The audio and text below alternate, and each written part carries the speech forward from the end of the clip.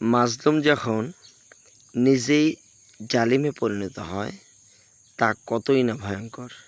মানে যে একসময় জুলুমের শিকার হয়েছে, এখন সে নিজেই জালিম, মানে নিজেই সে কারোর উপর জুলুম করে। যে এক সময় অন্যের শিকার ছিল, সেও যখন অন্যায় করতে শুরু করে তখন নিজের ভিত্তিটাই কেঁপে ওঠে। দুঃখের বিষয় হলো সে ভুলে যায় তার অতীতের দুঃখের বিষয়গুলো। সে ভুলে যায় তার অতীতের কান্না, জুলুম, নির্যাতন, অবিচার, অপমান, অপবাদ। আর ঠিক সেই কাজই করে সে অন্যের সঙ্গে।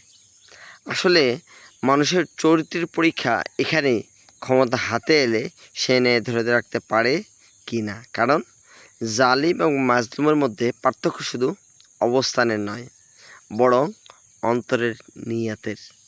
একটা জিনিস স্মরণ রাখবেন যে মাজলুমের দোয়া আর আল্লাহর কাছে খুব বেশি দূরত্ব থাকে না, খুব কাছের দূরত্ব।